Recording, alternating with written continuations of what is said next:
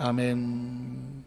한 번 더 따라하실까요? 예언대로 완성하시는 예수 그리스도의 치유 사역. 무엇대로 완성하십니까? 예언대로 완성하시는 예수 그리스도의 치유 사역. 같은 제목으로 세 번째 말씀을 함께 나누기를 원합니다. 성경은 구약과 신약으로 나누어져 있습니다. 구약과 신약을 나누어졌다고 할 때에 핵심 키워드는 뭐냐면 약속이라고 하는 것입니다. 구약, 오래된 약속이죠. 신약, 새로운 약속. 그러니까 성경은 약속이라는 단어가 아주 중요한 것입니다. 그 약속이 이루어진 약속을 구약이라고 말하고 이제 계속 이루어지는 약속을 신약이라고 말하니까 성경을 다른 말로 바꾸면 약속이다. 보통 성경을 하나님의 말씀 이렇게 말한단 말이죠. 그럼 말씀에는 무슨 내용이 담겨 있을까요? 약속이 담겨져 있는 것입니다. 그러니까 성경을 읽을 때는 하나님의 약속을 찾아야죠. 그 약속에 이루어진 것을 구약 성경이라고 말하고 또 이루어지기 위해서 계속 움직여지는 것은 신약 성경이라고 말하니까 성경은 어떤 관점으로 보느냐? 약속의 관점으로 봐야 되는 것입니다. 예를 들면 자, 결혼하는 사이에 우리 결혼하자, 약속이죠. 결혼하자. 그럼 아직 결혼을 하지 않았습니다. 결혼하자, 약속이죠. 근데 약혼식을 합니다. 왜 약혼식을 할까요? 그 약자도 약속이죠. 결혼 약속에 대한 약속이란 말이죠. 자, 약혼식을 하면 이제 약속을 결혼하기로 온전한 약속이 된 것이죠. 약속이. 물론 그렇다고 해서 다 이루어지지는 않겠지만 드디어 결혼식을 합니다. 그러면 어떻게 될까요? 약혼식은 이제 더 이상 새로운 약혼식이 아니라 그건 진짜 구약이 되는 것이죠. 왜? 약혼은 결혼을 위해서 준비하는 과정이니까 결혼과 동시에 약혼은 이미 완성된 약속이 되는 것이죠. 반대로 결혼했단 말이죠. 이 결혼한 가정이 정말 온전하게 행복하게 아름답게 잘 이루어질 것은 언제 합니까? 두 사람이 함께 살고 이 세상을 떠날 때, 그 부부는, 결혼한 부부는, 결혼했으니까 부부가 됐잖아요. 어떻게 살았느냐? 그 결혼 속에 담겼던 그 약속을 갖고 행복하게 아름답게 완성을 이루었다라고 말하면 결혼의 약속은 진짜 그대로 완성된 결혼이 되는 것이죠. 왜 제가 완성된 결혼이라고 말하냐면 중도의 결혼이 깨어지거나 가정이 깨어지거나 조심스럽지만 이혼이 되거나 이렇게 되어버릴 경우에는 결혼의 약속이 깨져버렸기 때문에 그 약속은 더 이상 약속이 아니란 말입니다. 이렇게 제가 말씀을 드린 이유는 뭐냐면 예수 그리스도가 약속의 중심에 서 있습니다. 예수 그리스도가 약속의 중심에 서 있기 때문에 구약의 모든 말씀이 약속이라면 예수 그리스도로 말미암아 완성이 되는 것이고 또 예수가 그리스도인 것이 완성을 함으로 새로운 약속에 출발하기 때문에 예수 그리스도 이유는 신약이라고 말하는 것입니다. 자, 그럼 조금 더 나가 볼게요. 우리는 어디에 와 있을까? 우리는 어디에 와 있을까? 예수 그리스도를 만남으로 말미암아 우리는 모두 약혼한 사이입니다. 약혼한 사이. 그러니까 이제 우리는 예수를 믿음으로 구약 성경의 모든 것이 예수를 만남으로 하나님의 자녀가 되기로 약속이 된 자녀들이죠. 약혼식을 했기 때문에 우리는 그리스도의 예비 신부와 같아요. 예비 신부와. 약속한 사람, 약혼자들에게는 새로운 약속이 되죠. 신랑이 다시 와서 우리를 결혼식장으로 데려가서 새로운 신혼집으로 가서 살아야 되는 것입니다. 신약은 뭐냐? 새로운 신혼집에 대한 약속인 것입니다. 그리스도의 예비된 신부가 약혼식을 했어요. 그 신랑이 신혼집을 마련해서 다시 와서 너희를 나 있는 곳으로 데려가리라, 있게 하리라. 그래서 성경에 보면 예수님의 재림을 뭐라고 말하냐면 혼인잔치라고 말하는 거예요. 신부들이 휴거를 나가 들림을 받고 공중에서 혼인잔치를 한다는 얘기는 결혼식 얘기를 말하는 것입니다. 그래서 마태복음 65장에도 열처녀의 비유가 나올 때에 마치 천국은 열처녀의 비유와 같다 하리니 그 열처녀들이 신랑이 오기를 준비하면서 등불과 기름을 준비한단 말이죠. 그 처녀들은 누구냐면 그리스도의 신부로 약속된 신부들이거든요. 약속된 거예요. 아직 결혼식을 하지는 않았어요. 그러나 그들은 신랑을 기다릴 수 있는 약속된 신부들이죠. 그래서 등불과 기름을 준비합니다. 저녁에 신랑이 옵니다. 신부를 데리고 결혼 잔치에 가서 혼인식을 치르면 이제는 그리스도의 신부가 아니라 그리스도의 부부가 되는 것이죠. 한 가족을 이루는 부부가 되는 것이죠.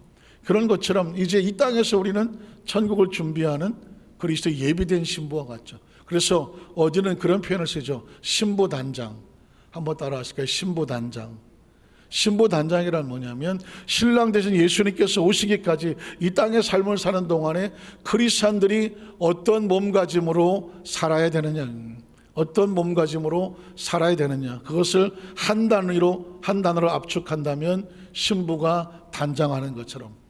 한번 따라 하실까요? 신부가 단장하는 것처럼. 물론 신부만 단장을 하겠습니까? 결혼식을 앞둔 예비 신부들은, 신랑들은 사실상 단장을 많이 하죠. 결혼식을 위해서 많은 것들을 준비한다는 말이죠. 그것이 우리 신앙생활은 바로 신랑 되신 예수님이 다시 오실 것을 믿고 혼인 준비를 하는 신부들입니다. 그래서 거기서 슬기로운 처녀들은, 약혼자들은, 슬기로운 처녀들은 어떻게 합니까? 기름과 등불을 준비해서 신랑을 맞기에 부족함이 없었다는 것이죠. 그러나 미련하고 곰탱이스러운 처녀들은 어떻게 했습니까? 신랑이 와도 준비된 것이 없어서 결국은 혼인잔치 문이 닫혀지고 아무리 두들려서 열어달라고 말해도 열어주지 아니하므로 그들은 잔치에 들어갈 수가 없었습니다. 신부의 자격을 잃어버린 것과 같다는 것입니다. 그러니까 지금 우리가 어디쯤 가고 있느냐, 우리의 시츄에이션, 우리의 상황, 우리의 존재 자체를 정확하게 알고 있으면 그 다음 우리가 무엇을 해야 될지를 알고 있는 거죠. 한 가지만 기억해야 됩니다. 신부 단장이라는 거예요. 내가 신부로서 단장을 잘해야 신랑이 왔을 때 그 신랑이 나를 데리고 가는구나. 준비된 기름과 등불이 있어야 되는구나. 이게 지금 우리에게 주어진, 이 땅에서 주어진 미션, 거룩한 미션인 거죠. 준비가 잘 되고 계십니까? 이 신부 준비는 누가 보면 준비하고 누가 안 보면 준비 안 하고 이건 아니죠. 신부는 누가 시키지 않아도 그날을 위해서 날짜가 다고 계획을 세우고 준비를 한단 말입니다. 그래서 신앙생활은 누가 오라 그래서 오고 오지 말라 그래서 안 오고 말하라 그래서 하고 하지 말라 해서 안 하고 이렇게 하던 그런 어린아이 같고요. 유치원 뭐 이런 거 갖고 좀 갖고 이제는 성장한 그리스도인들은, 성숙한 그리스도는 신랑을 맞을 준비를 개별적으로 준비를 하는 것입니다. 한번 따라 하실까요? 신랑 맞을 준비는 각자가 개별적으로 하는 것이다. 왜? 각자 위치를 잘 모르니까. 물론 그러기 위해서 계속 예배와 기도와 말씀으로 스스로 준비하지만 자신의 분량을 채우는 것은 본인이 잘 채우고 나야 돼요. 제가 이 이야기를 드린 것은 뭐냐면 어쩔 수 없이 온라인으로 예배를 드리게 되지만 각자 있는 처소에서 아마 천태만상일 것입니다. 천태만상. 어떤 분은 오늘 예배 안 가니까 이거 바쁜 일부터 해야지 하고 핸드폰이든 TV든 꺼놓으면 예배가 단절되는 것입니다. 어떤 분들은 정말 너무 안타까운 마음이지만 이미 찬양을 부를 때부터 미리 예배에 참석한 모습으로 경건한 마음으로 비록 영상이지만 오늘 말씀에 귀를 기울이고 함께 기울이면서 그 심령을 하늘에 닿고 있을 수도 있다는 말입니다. 어떤 사람은 막 그거 틀어놓기 해서 예배는 드려야 되고 틀어놓기는 했지만 나 바쁜 것도 해야 되고 도대체 시간은 가는 것 같지만 듣는 건 같지만 안타깝지만 내 생각과 내 집중이 없다면 그 예배가 온전한 예배가 될 수 있을지는 모르겠습니다. 그래서 제가 이 온라인 예배를 드릴 때 이제는 뭐 어쩔 수 없이 우리가 상황이 이렇게 하고 있지만 가장 중요한 것은 집중입니다. 집중. 예배는 집중입니다. 예배는 집중이고 생각입니다. 생각과 집중이 여기에 있지 아니하면 사실은 어디에 있든지 그 예배는 의미가 없습니다. 신부의 단장은 그 생각과 그 모든 것이 하늘 하나에 집중되어 있는 것입니다. 사람은 어떻게 해서 사는지 아십니까? 생각이 있으면 사는 것입니다. 생각이 없으면 죽는 것입니다. 몸이 살아있어도 생각이 없으면 사실 살아있다고 할 수가 없습니다. 사람은 생각하지 않으면 죽은 자와 같습니다. 나쁜 생각을 가지면 이건 아예 안 사는 것만도 못하잖아요. 사람이 살아있다, 그 사람이 살아있다고 하려면 옳은 생각이 살아있어야 살아있는 것입니다. 어떤 사람이 살아는 있는데 생각이 없어. 그럼 죄송한 얘기지만 살았다고 말하지 못합니다. 최근에 어느 모임에 갔는데 연세가 조금 지긋하신 분들이 어떤 얘기를 하냐면 요즘 자꾸 생각을 잊어버린다는 것입니다. 여러분 기억하십니까? 엘리베이터에 딱 섰는데 내가 지금 내려온 건지 올라가려고 여기 서 있는지 생각이 잘 안 된다는 거예요. 엘리베이터에 딱 섰어요. 내가 내려왔나? 아니면 올라가려고 섰나? 나 그런 경험이 있다. 이상한데 어떤 분은 계단에 내려오다가요 힘들어서 아유 이렇게 했어. 근데 순간 내가 지금 올라가려고 했나? 올라가다 섰나? 내려가다 섰나? 여러분들은 새파랗게 젊으셔갖고 이런 내용에 대해서 별로 관심이 없는지 모르지만 어떤 분은 핸드폰을 딱 잡으면 내가 전화를 걸라고 이걸 잡은 건지 금방 전화가 왔었는지 생각이 안 나는 거예요.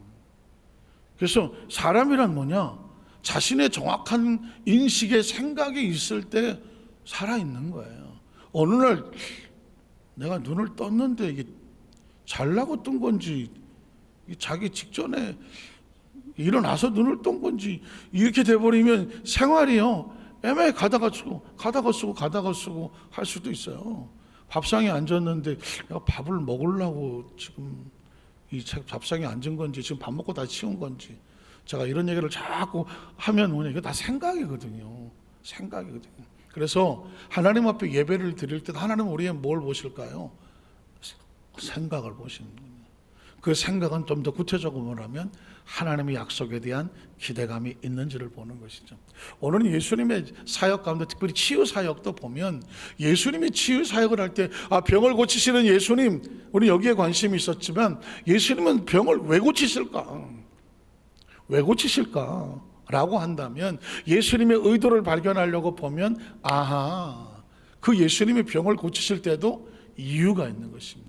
우리는 첫 번째로 병든 자를 찾아가시는 예수님의 모습을 보겠습니다. 자, 예수님의 치유 사역 가운데 가장 첫 번째는 뭐냐면 병든 자를 찾아가시더라는 것이죠. 한번 따라 하실까요? 병든 자를 찾아가시는 예수 그리스도. 굉장히 중요합니다. 누군가를 찾아간다는 것은 의지가 있는 것이거든요. 의도가 있고 계획이 있거든요. 그리고 그분이 가지고 있는 마음의 소원과 열정이 있는 것입니다. 예수님이 치유하시는 병을 고치신 예수님인데 그 예수님께서는 찾아오는 자만 병을 고치는 것이 아니라 병든 자를 뭐 하시더라? 찾아가시더라. 성경은 예수님을 그렇게 소개합니다. 마태복음 8장 5절로 6절을 보면 예수께서 가버나움에 들어가시니 한 백부장이 나와 간구하더라. 여러분 백부장 수도 없이 들으셔서 어떻게 들리십니까? 그러나 이 마태복음에 백부장이 예수님께 나왔다라고 하는 이 구절에 백부장이 뜨는 순간 유대인들은 충격입니다. 마태복음은 여러분 성경학교도 배우셨겠지만 마태, 마가, 누가는 공간복음이라고 말했죠. 한 눈으로 같이 본 것입니다. 그런데 이 서신의 수신자가 달라요. 마태복음은 유대인들을 위해서 특별히 전파된 복음서고요. 마가복음은 로마인들을 대상으로 해서 기록된 것입니다.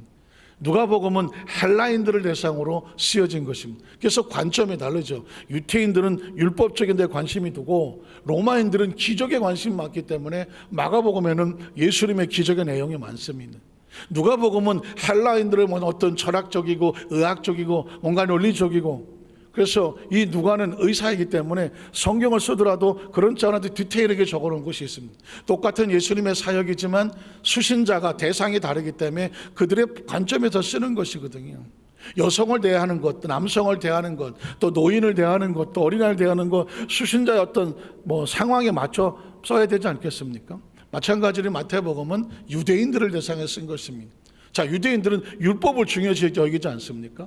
모세 율법을 중요시 여기는 그 유대인들에게 이 예수님의 사역 가운데 갑자기 누가 튀어나오냐면 백부장이 튀어나옵니다. 백부장이 예수님께 나오더라. 백부장은 로마 사람입니다. 100명의 부하를 데리고 있는 군인 장교입니다. 요즘 트롯이 하도 대세라서 여기 트롯도 테러, 저기서 테러가 아니라 트롯이고 미스 트롯, 미스터 트롯, 보이스 트롯, 트롯의 신, 트롯 합니다. 아주 그냥. 여기 트롯도 트롯, 저기 트롯도 트롯이.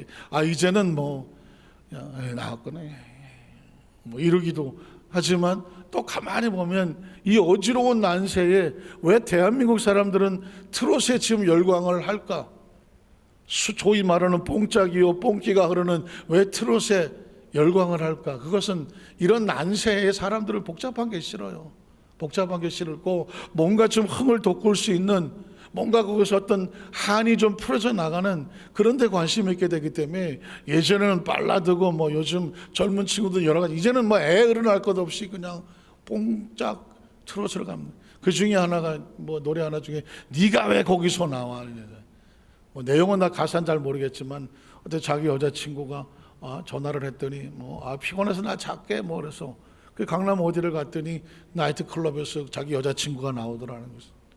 근데 또 그 교회 오빠가 왜 나와 거기서 또 교회 오빠하고 같이 나오더라고요. 네가 왜 거기서 나오냐? 너희 집 종교가 불교잖아. 그때 뒤에서 나무야 뭐 탑을 또 이렇게 또 목탁 소리도 나고 이러면서 예상치 않은 가운데 누군가 튀어나왔을 때 네가 왜 거기서 나와? 트롯이 이제 어떤 과정이죠. 물론 이제 뒷동목도 잡고 뭐 이런 이 정도면 상당히 디테일하지 않습니까? 왜 제가 이야기를 듣냐면 유대인들이 이 서신을 받고 깜짝 놀란 백부장이 왜 거기서 나오는 거예요. 왜냐하면 이 유대인들은 로마 사람을 아주 싫어하지 않습니다. 이방인이라 싫어하고 그리고 로마는 저 다신교를 믿기 때문에 영적으로도 싫어하고 이스라엘을 핍박하고 점령하고 있기 때문에 그것도 싫고 로마인이라 마치 질색을 하는 상황이 있습니다. 그런데 놀랍게도 이 로마의 백부장이 현역 장교가 예수를 찾아 나와서 엎드렸다는 것입니다. 이 이야기는 뭔지 아십니까? 유대인들아 너희는 저 나사렛의 요셉의 아들 목수의 아들 예수를 인정하지 않으나 그 하나님의 아들 예수를 인정하지 않으나 그를 인정하는 자가 있으니 저 로마에서 온 백부장이다 라고 말하고 너희가 인정하지 아니하면 나는 이 사람들을 통하여 내 하나님의 영광이 드러나게 하리라. 기억하십니까? 너희가 하나님을 찬양하지 아니하면 이 돌들이 일어나서 하나님을 찬양하리라. 혹시 기억하십니까? 그게 하나님의 심정입니다. 너희가 마음을 닫으면 난 이쪽에 있는 마음 열린 사람을 찾겠다는 것입니다. 하나님의 나라는 그렇습니다. 네가 일하지 아니하면 나는 이 사람을 통해서 일하겠다는 것입니다. 무슨 뜻인지 알겠습니다. 너희가 아브라함의 자손이라고 해서 너희가 뭐 구원받고 하나님의 자녀라고 생각하느냐? 너희가 메시아를 인정하지 않으면 나는 저 이방인들을 통하여서 예수가 메시아인 것을 드러나게 하리라는 것입니다. 그게 백부장이라는 단어의 메시지인 것입니다. 백부장, 눈물 나는 단어입니다. 의미심장하는 단어입니다. 하나님의 마음이 있는 단어입니다. 우리 지금도 외치고 있는 단어입니다. 유대인이라고 다 유대인이 아니다. 아브라함의 자손이라고 다 하나님의 나라에 들어가는 것이 아니라는 것입니다. 너희가 핍박하고 조롱하고 손가락질하는 저 이방인이라고 할지라도 그의 마음속에 하나님의 나라 예수가 그런 것이 고백이 되어지면 하나님의 나라가 글로 흘러간다는 것이죠. 사실은 하나님의 축복은 마치 물과 같아서 열린 쪽으로 낮은 쪽으로 흘러내려가는 것이군요. 유대인들이 꼿꼿하게 목이 곧어서 우리만 구원받고 우리는 구별되고 우리만 아브라함의 자손이라고 꼿꼿하게 들어있으면 그 물은 거기를 흘러내려가 저 밑으로 내려가 버리는 것입니다. 여러분 그래서 성경 속에서 하나님의 마음이 어떻게 흐르는지를 알아야 됩니다. 지금 하나님의 마음은 백부장으로 흐르고 있는 것입니다. 유대인들이 볼 때는 기절초풍한 상황이지만 하나님은 유대인들이 자기들의 생각과 자기들의 구일과 자기들의 계산과 자기들이 만들어 놓은 어떤 형식에 따라서 하나님의 마음이 움직이지 않습니다. 하나님의 마음은 하나님의 마음대로 움직이는 것입니다. 하나님의 마음이 열린 곳으로 움직이는 것이죠. 그래서 백부장이 나와 간구하여 그 다음 절 보면 이르되 주여. 사실은 이 구절은 수천 번을 설교해도 가슴 뭉클한 것입니다. 로마 황제 외에는 마스터, you are my master라고 말하는 my lord는 주인이라고 하는 로마의 모든 장교들, 모든 병사는 주인이 누구냐면 시저입니다. 케사르라고 말하는 로마의 시저란 말이에요. 황제란 말입니다. 로마는 군인 국가니까요. 군인 국가이니까 황제가 모든 군인의 주인인과 같은 것이죠. 그런 군기로 쫙 서 있는 그런 로마의 장교가 나사렛의 목수의 아들 30대 초반에 나사렛 예수에게 볼품도 없고 아무것도 없어 보이는 그 청년에게 와서 무릎을 꿇고 You are my master, 나의 주여라고 말한다는 얘기는, 이거는 진짜 차원을 벗어나는 것입니다. 자신의 목숨을 그 대낮에 벌건 모든 사람 앞에서 무릎을 꿇고 You are my master, 나의 주여라고 말했더니 황제를 배반하는 말과 같습니다. 누군가 봤다면 군복을 벗겨야 되고 군법에 따라서 처형을 받을 수 있는 상황이라는 것입니다. 이건 황제를 뛰어넘는, 예수를 하나님의 아들이라고 하는 신앙적 대상으로 마음에 확신하지 않으면 할 수가 없는 것입니다. 이 이야기는 그 아들 메시아가 유대인으로서 나사렛에서 자라고 베들레헴에 태어나고 그 구약에 예언된 그대로 메시아가 왔음에도 불구하고 본척도 하지 아니하고 무슨 누가 손가락질이나 하고 나사렛에서 무슨 선한 것이 나오겠느냐, 아이고 퍽이나 메시아가 목수의 아들로 오겠다. 가장 먼저 예수를 믿고 예수를 환영하고 예수를 예우하고 예수를 따라야 될 유대인들을 향하여 하나님의 아주 놀라운 조크입니다. 하나님의 조크입니다. 너희가 믿어야 될 너희 자리를 네가 지키지 아니하면 나는 너희가 조롱하는 그 사람을 들어서 그를 높이리라는 것과 같습니다. 너희가 예수를 나의 주라고 고백하지 아니하면 전혀 예상치 않았던 사람이 예수를 나의 주라고 고백하게 할 것이라는 것입니다. 로마의 삐까반짝한 장교의 갑옷을 입은, 기억하시잖아요. 로마의 추구가 이따시만한 막 이러고 나오는 그 장교가 무릎을 꿇고 You are my master라고 말했을 때 여러분 엄청난 선언이에요. 이 구절 속에 그냥 무슨 국어책 읽듯이 일어날 상황이 아니라 한 상황 속에서 하나님께서 유대인들을 향하여, 그리고 지금 수천 년이 지난 저와 여러분에게 말씀이 우리 가슴을 찌르는 메시지가 있는 것이죠. 너희는 예수를 주라고 부르느냐, 그 모든 것을 가치를 내려놓고 정말 주님이 나의 주인입니다 라고 하는 진정한 신앙의 고백이 있느냐, 진정한 신앙의 고백이 있습니까? 마지막 최후에 남은, 진짜 마지막 목이 말라서 그 물 한 모금 먹어야 사는, 그 물 한 컵을 향해 달려가는 그런 절박함이 있습니다. 이 물을 먹어야 내가 산다라는 물의 생명수에 대한 절박함, 마지막 빵 한 쪽을 먹어야 내가 살 것 같아서 그 빵 한 쪽을 먹으려고 해서 달려가는 그 절박함이 있냐고.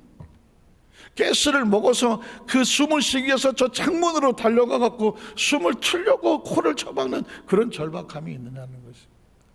제가 이야기를 들은 것은 신앙이 너무 나태하지 않습니다.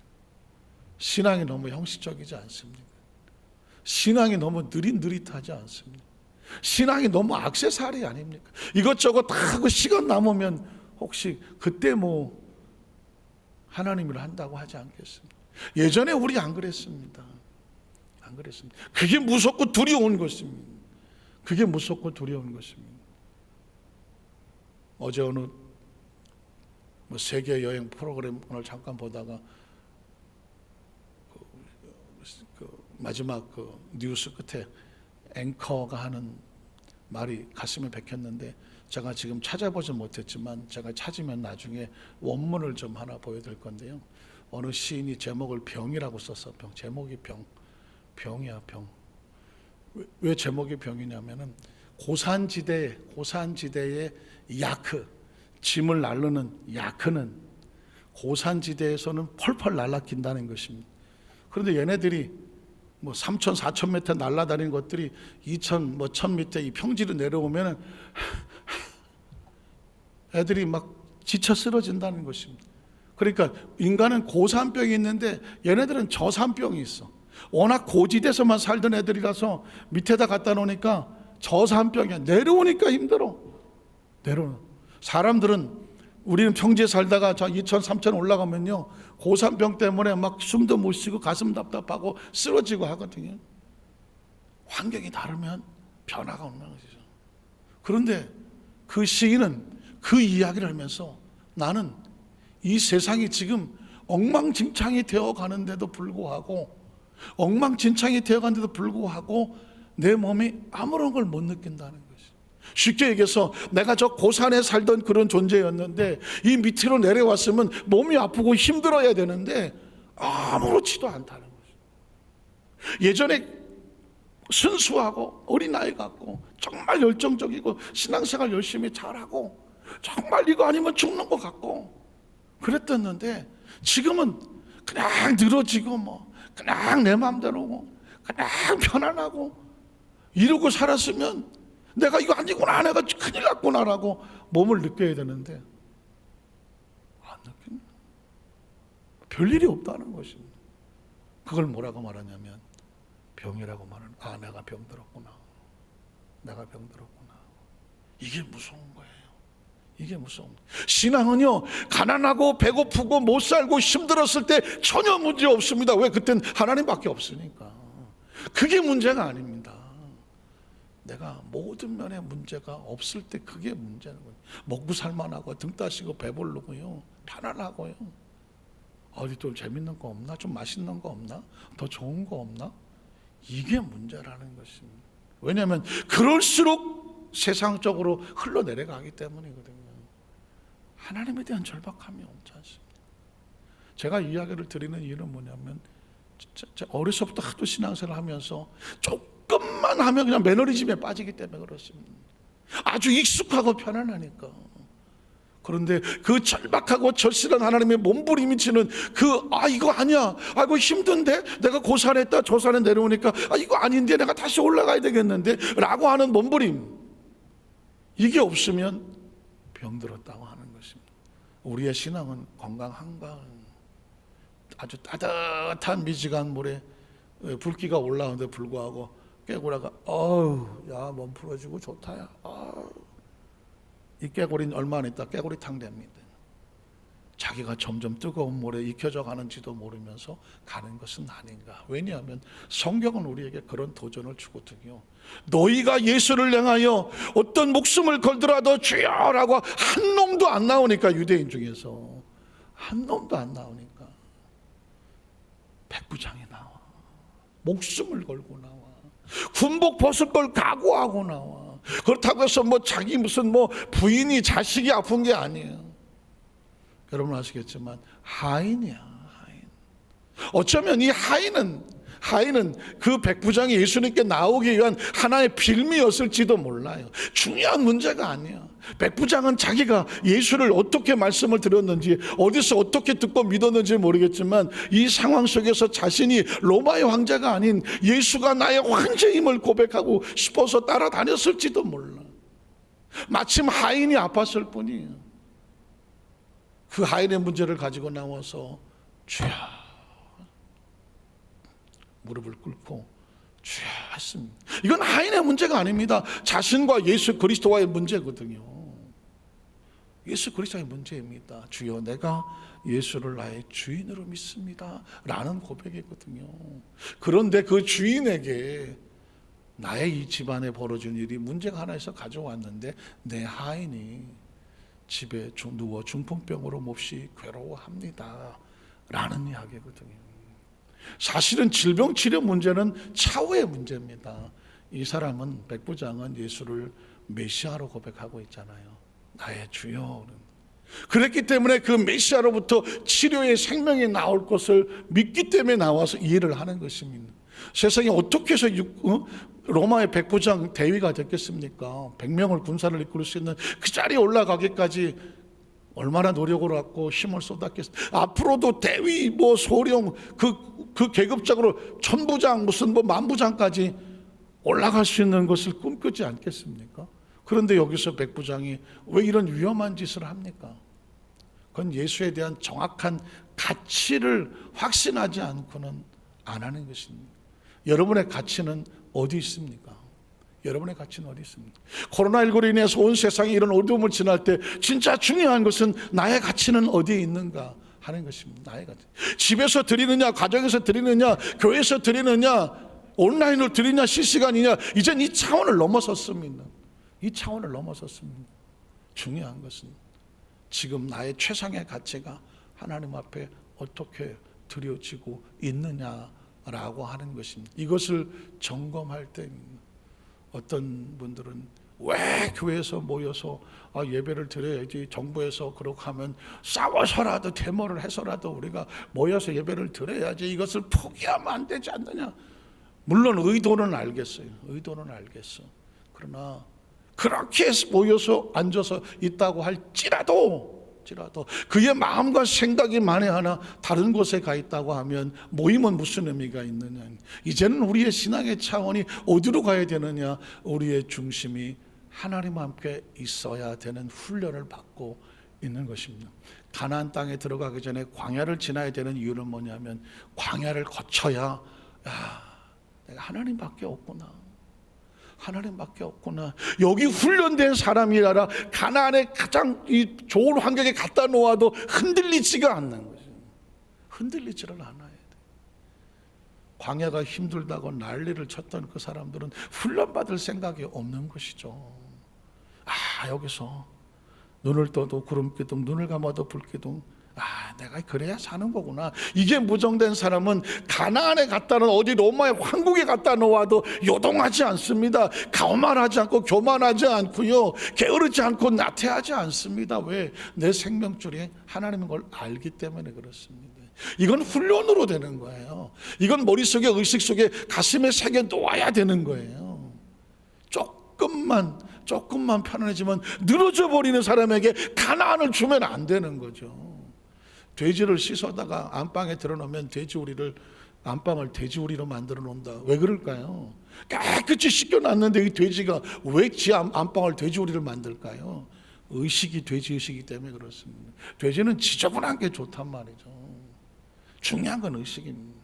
왜 가나안에 300만을 갖다가 애굽에서 끌고 왔는데 하나님께서 이걸 가나안에서 땅속에 다 묻어버려야 된 이유가 뭘까요? 의식이 안 바뀌는 사람은 가나안에 갖다 놓을 이유가 없어요. 사람은 환경이 아무리 좋아도 의식이 바뀌지 않으면 환경은 의미가 없습니다. 그래서 오늘 이 메시지 속에서 예수님은 백부장이 튀어나오는 이유, 그의 입술에 주여라고 하는 이유, 하인의 문제를 가지고 예수님 앞에 내려놓는 이유, 그러면 예수님이 이제 우리에게 어떤 반응을 보여야 될까요? 그래서 그 다음 반응이 중요한 것입니다. 그 다음 반응을 보면 이르시되 내가 가서 고쳐주리라.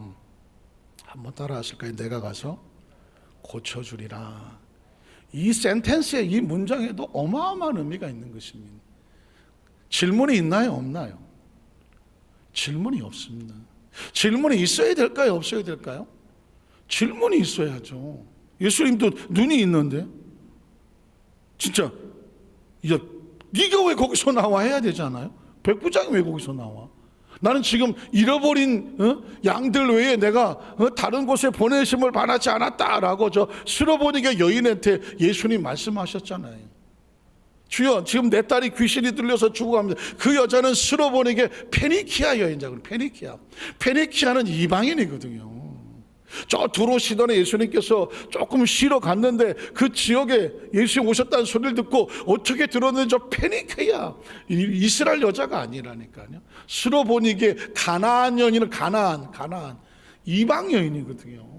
페니키아 여자가 와갖고 예수님의 엎드려서 주여, 내 딸이 귀신 들려 죽어간다. 그때 예수님께서 짐짓 나는 이스라엘에 잃어버린 자녀들, 그들 외에, 양들 외에 다른 곳에 보내심을 받지 않았다라고 슬쩍 비껴가지 않습니까? 그때 예수님 앞에서 맞습니다. 자녀들은 상에서 먹지만 상 아래 개들은 부스러기도 먹지 않습니까?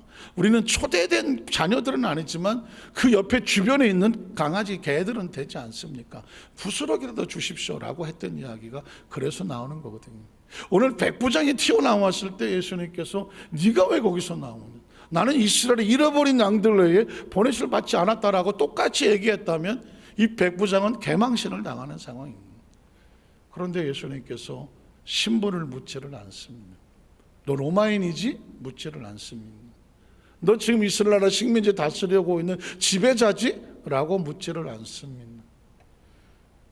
네가 지금 이런 일을 나한테 할 수 있다라고, 그럴 자격이 있느냐라고 자격도 묻지를 않습니다. 그래? 그럼 하인, 내가 너 네 가족도 아니고 하인이 아프다는데 그걸 나한테 문제라고 가지고 왔느냐? 네 생각에 내가 그렇게밖에 안 보이느냐? 라고 묻지도 않습니다. 중풍병? 그 중풍병은 지금도 쉽지 않지만 2000년 전에 중풍병이 어떻게 났습니까? 중풍병이 나을 수 있다라고 나한테 얘기를 하느냐? 그건 못 낫는 건 줄 모르느냐? 라든가, 그런 중풍병이 걸렸다면 얼마나 오래됐느냐? 라고 묻는다거나, 예수님께서 물어야 될 질문이 너무 많지 않습니까? 단 한 개도 묻지를 않습니다. 왜냐하면 예수님의 목적은 이 땅에 자기 백성을 그들의 죄에서 건져내고 병을 치료하시는 자로 오셨습니다. 누가복음 4장에 주의 성령이 나에게 임하셨으니, 그 메시아는 그 성령께서 기름을 부으셔서 나로 가난한 자는 어떻게 복음의 소식을 주고, 눌린 자는 자유케 하고, 갇힌 자는 나오게 하고, 병든 자는 해방을 얻게 하고. 메시아의 사역이 그렇거든. 그 메시아가 유대인이 아니라 온 인류의 메시아로 오셨기 때문에 이것을 이루려 하심이더라. 예수님은 자동으로 메시아로 병든 사람을 향해서 어떻게 하게 되어 있느냐 하면, 내가 가서 고쳐 주리라. 이게 메시아의 사역속에 되어 있는 주님의 마음입니다. 이 말씀이 선포되는 순간 이제 저와 여러분에게 예수님의 말씀이 우리 가운데 임하는 거죠. 내가 너희를 고쳐주리라는 거죠. 가서 고쳐주겠다는 것은 예수님의 의도와 생각이 우리 마음속에 찾아와 주시는 것입니다. 한번 따라 하실까요? 우리를 고쳐주시기를 원하시는 예수님 믿으십니까? 믿으십니까? 이쯤 되면은 언제 끝나냐 이런 생각이 저도 들어요. 이제 여러분이 든다 그러면 좀 그렇고 저도 이제 들죠. 조심스러운 고백은 이제는 설교를 제가 하지를 않아요. 좀 애매하죠. 이렇게 얘기를 하면 설교를 제가 하지를 않아요. 설교를 뭐가 하냐면 말씀이 해요. 말씀이 말씀을 풀어나가지, 제가 뭐 있는 생각을 가지고 제 생각으로 말씀을 풀어서 말씀하지를 않아요. 말씀이 말씀을 풀어요. 저도 강단에 설교를 하다가 보면 하나님의 말씀의 주제를 가지고 올라가지면 말씀이 풀어내나가는 거예요. 그래서 저도 기다려야 돼요. 이거 언제 끝나지? 큰일 났죠. 이거 큰일 났네. 목사님이 준비했으면 목사님이 알아서 다 끝날 것 같은데, 이 말씀을 푼다 그러니 저 말씀이 언제 끝날 것이냐. 그래서 예전에 바울이 사도행전 10장에 보면 밤늦게까지 강론을 하더라. 그게 무슨 말일까? 설교하는 입장에서 보면 밤새도록 어떻게 설교? 솔직히 말해서 중국에서, 지금은 좀 많이 다쳤지만 중국에 있는 지하교회에서요, 여러 번 초청이 왔어요. 지하교회에서 목사님 오셔서 저희 지하교회 지도자들을 위해서 말씀을 좀 가르쳐 주세요. 그래서 어떻게 하냐 그랬더니 뭐 주일날인가 가서 월요일 아침부터 밤 10시까지, 화요일 아침부터 밤 10시까지, 수요일 아침부터 밤 10시까지, 목요일 아침부터 밤 10시까지. 자기들 안 간다고 놀라지도 않고 말이지. 금요일 아침부터 밤 10시까지, 토요일 아침부터 밤 10시까지는 일주일 내내 아침에 일어나서 밤 10시까지 한다는 거예요. 그리고 혹시 와중에 조금 떨어지긴 하지만 거기서 모든 위해서 혹시 가서 할 수도 있대. 그러면서 말하는 게, 목사님이 시간을 좀 주시면 2주 동안 오시면 좋겠다. 그 다음 주도 그렇게 하느냐 했더니 아침부터 밤 10시까지. 내가 그 얘기를 듣는데 가면 죽어서 오겠구나 이런 생각이 들어요. 그래서 사실은 엄두도 안 났고 사실은 자신도 없고, 아침부터 해서, 물론 이제 지난번에 대만에 가서 강의를 할 때는 거기는 그래도 아침에 한 9시부터 시작해서 오후 5시에 신학교 강의, 대학원 강의인데 그래도 좀 봐주더만 월요일부터 목요일까지인가 하고, 저녁에 금요일 날은 철야하고 뭐 토요일 날 오전에 예배 있고. 근데 그래서 제가 거꾸로 물었습니다. 아니 그러면 그 사람들이 아침부터 와서 밤 10시까지 앉아서 그걸 듣느냐고 그랬어. 일주일 내내, 2주일 내내 그걸 듣느냐고 그랬어. 난 그게 걱정이더만. 그랬더니 그분들은요, 한 달도 좋대요. 한 달도 좋. 전국 각지에서, 중국의 전국 각지에서 숨어서 예배를 드리고, 그리고 한국에서 와서 강의를 한다고 하면 자기들이 어떻게 차비를 구해서 몇 날 며칠을 와서 거기 와서 말씀을 듣는데 한 사람도 좋은 사람이 없대. 그게 절박함인 거예요. 그게 절박함인 거예요. 그게. 그래서 내가 지금 가만히 생각하니까 그 사람들을 강의를 하려면 머리로 강의해 갖고는 한계가 있어. 말씀이 말씀을 뚫고 나가야 돼. 말씀이 말씀을 뚫고 나가야 그 말씀이 그 사람들의 마음속에 말씀으로 들어가고, 말씀이 무장이 돼. 신학적인 교리와 무슨 뭐 그냥 학설과 무슨 어떤 이론이 아니라 말씀이 들어가서 그 사람들을 말씀에 점령하게 만들어 놔야 그 맡고 있는 지역마다 가서 말씀으로 변화시키는. 여러분, 사람을 움직이는 건 말씀이지 교육이 아닙니다. 그래서 언제 끝나느냐고요? 마태복음 8장 16절에 보면 두 번째로 예수님께서 병을 어떻게 고치냐면 말씀으로 고치더라고요. 말씀으로. 한번 따라하세요. 말씀으로 고쳐주시는 예수 그리스도. 아주 중요한 것입니다. 그러니까 읽어볼게요. 16절에 보니까 저물매 사람들이 귀신을 많이 데리고 예수께 오거늘 예수께서 무엇을 고칩니까? 말씀으로 귀신들을 쫓아내시고 말씀으로 병든 자들을 다 고치셨습니다. 예수님의 무기는 뭐라고요? 말씀입니다. 저는 정확히 33년을 설교를 했습니다. 33년을 설교를 했는데 최근에 제 머릿속 생각속 의식 속에 전혀 새롭게 바뀌는 또 하나의 장이 있습니다. 또 하나의 장이 있는데 뻔한 이야기지만 다시 말씀으로 말씀 이야기가 나왔으니까 이제는 이런 소원도 생겨. 이 정도 설교를 했으면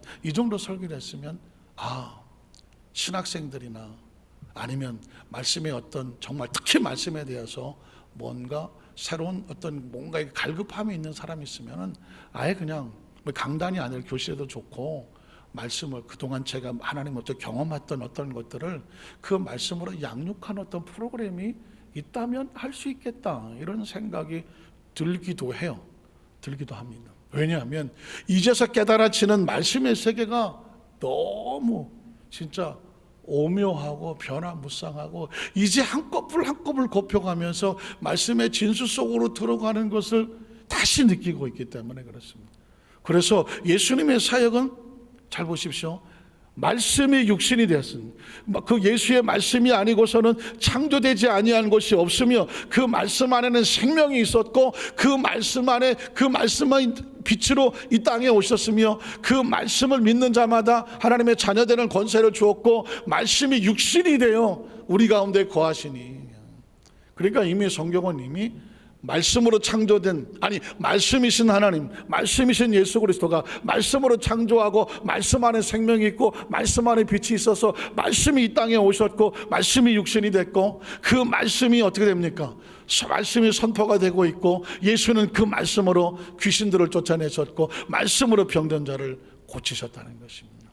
그러니까 이제 머릿속에 의식 속에 다시 입력되어야 될 하나님의 말씀, 소리가 아닌, 글자가 아닌, 문맥이 아닌, 센텐스가 아닌 예수님의 존재 자체가 말씀으로 움직이시는 그 말씀의 세계, 말씀의 권세와 능력을 다시 체험하고 무장을 해야 어떤 일이 벌어지냐면 그 말씀의 권세가 귀신을 쫓아내는 거예요. 귀신이 왜 쫓겨나가냐면 말씀의 권세를 하기 때문에 지가 알아서 쫓겨나가는 것이에요.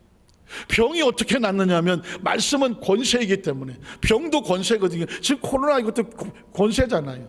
권세가 덮고 있잖아요. 그럼 이 권세와 싸워서 이길 수 있는 방법은, 인간이 할 수 있는 방법은 백신밖에 없는 거죠. 백신은 우리 몸에 스스로 이겨낼 수 있는 항체를 만들어서 코로나19이 다가와도 물리치면 되더라고요. 그 백신을 지금 만들고 있는 거거든요. 결국 파워 싸움이거든요. 힘과 힘 싸움.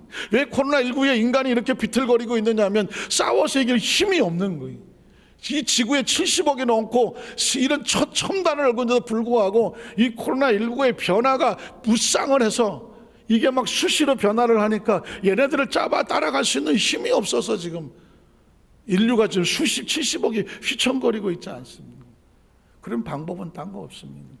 물론 이제 여러 가지 백신이 빨리 나와야 돼야 하지만 우리가 이런 세력 앞에서 이런 영적으로 보면 수모와 수치를 겪으면서 우리가 다시 무장해야 될 것은 뭐냐면 병이 세력이라면 이 세력을 이길 수 있는 하나님의 말씀의 세력으로 다시 무장을 해야 되냐. 다시 무장을 해야 됩니다. 물론 여기는 굉장히 조심스러운 게 있습니다.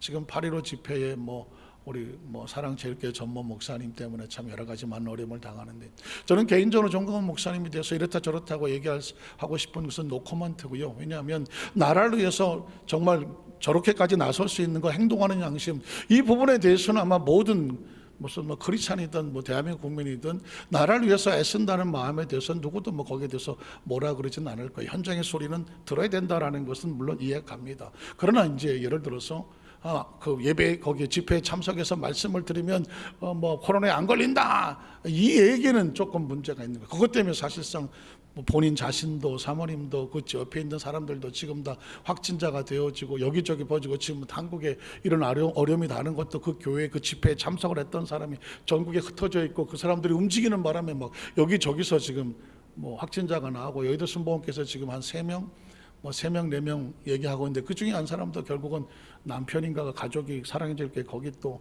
가족이다 보니까 이렇게 묻어와서 이렇게 치고 들어오는 거거든요. 사실 그러고 보니까 이런 부분에 대해서는 사실상 긍정적이지를 못하여 가슴 아파하고, 또 여러 교단에서 그 부분에 대해서 사과를 하기도 하는데, 사실 그런 차원에서 말씀에 대해서 오해를 하면 안 됩니다. 하나님의 말씀을 도구로, 말씀을 어떤 인간적인 자기 방편으로 사용하는 것은 아주 위험한 발상입니다. 우리 교회에 참석하면 코로나 안 걸린다, 이건 자신의 이야기지 하나님의 말씀이 지금 우리에게 선포하고 있는 것은 아니란 말입니다. 말씀은 하나님이 직접 움직여야 되는 것이지 사람이 이렇다 저렇다라고 거기에 대해서 권위와 주관을 할 수는 없습니다. 그런 말 하고 싶죠. 우리 교회에 오면 예배 드리면 코로나는 안 걸리고 없어집니다 하고 싶죠. 유혹이 왜 없겠어요. 그러나 하나님의 말씀은 도구가 아닙니다. 말씀은 도구가 아니라 말씀은 하나님 자신입니다. 하나님이 천지를 말씀으로 창조했다고 해서 말씀이 도구입니까? 아닙니다. 하나님이 창조했다고 말하는 것입니다. 예수님 말씀이 육신이 돼서 왔다고 해서 예수님 말씀은 예수님과 분리된 도구인가요? 아닙니다. 예수님 자신이 말씀입니다. 그래서 우리는 하나님의 말씀을 들을 때에 말씀을 이런 도구처럼 생각하면 되지 않아요. 내가 이렇게 마음대로 쓸 수 있는 도구가 아니라 그 말씀은 하나님 자신이고 예수님 자신이고 성령 자신이고 하나님의 권세와 능력입니다.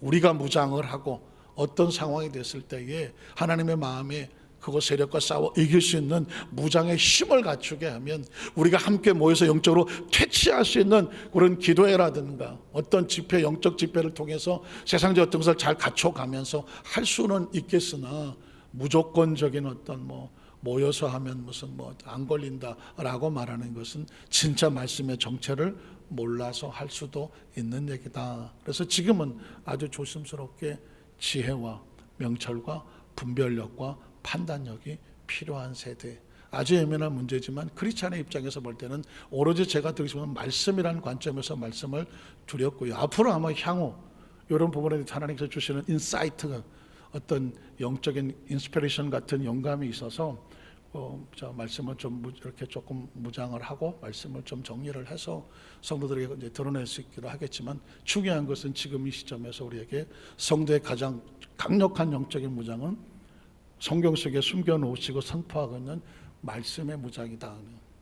자, 그래서 마지막 절에 보면 17절에 보면 다 고치셨는데 이 이유는 선지자 이사야를 통해 하신 말씀에, 이 숨겨져 있는 얘기 같지만 말씀에 어떻게 하셨습니까? 우리 연약한 것을 친히 담당하시고 병을 짊어졌다 함을, 예언된 말씀을 예수를 통해서 어떻게 이루려져. 말씀은 이루어진다. 한번 따라해. 말씀은 이루어진다. 누가 이루십니까? 예수 그리스도. 그래서 우리가 예수를 믿는 거예요. 예수를 믿으면 하나님의 말씀이 예수님 안에서 약속이 이루어진 것을 믿습니다. 그걸 신앙이라고 말하는 거예요. 우리 예수의 무엇을 믿습니까? 말씀과 약속을 믿는 거예요. 예수님의 무엇을 믿습니까? 말씀과 약속을 믿는 것입니다. 너희가 나를 누구라고 하니? 누굽니까 예수님은? 예수님은 말씀이니까 구약에 예언된 그리스도시요 살아계신 하나님의 아들임을 내가 믿습니다 라고 말하는 것입니다. 자, 결론적으로 말씀하면 예수님께서는 이 땅에 육신의 몸으로 이 땅에 오신 하나님의 말씀이시지만 그 말씀은 법칙과 원칙대로 움직였기 때문에 감정과 기분대로 하는 것이 아니라 어떻게 한다? 말씀을 이루려 하려 하십니다. 예수님의 치유 사역은 원칙대로. 그래서 우리가 하나님 앞에 치료를 체험할 때는 하나님 약속의 말씀을 믿고 그분의 약속대로 우리가 구하고 또 여러 가지 방법이 있겠지만 치유를 사모하면 하나님께서 그 상황 속에 이 주권은 하나님이 갖고 있는 것입니다. 누가 뭐 은사를 받았고 누가 기도하면 낫고 여기에 휩쓸리면 안 됩니다. 그 주권은 철저하게 하나님이 오늘 예배 가운데든 오늘 기도 가운데든 어쩌면 또 오늘 뭐 기도하는 가운데든 찬양 가운데 그건 하나님의 주권입니다. 하나님의 주권입니다. 그분이 하시고 하는데 약속대로 이루어질 때 우리 가운데 역사가 나타나는 것입니다. 우리 한살 우리 모든 성도님들이 말씀으로 깊어지고 말씀으로 무장하고 또 말씀의 권세가 있어서 말씀이 치유하고 말씀이 축복하고 말씀이 보호하시는 우리 성도님 되시기를 주님의 이름으로 축원합니다. 기도하겠습니다.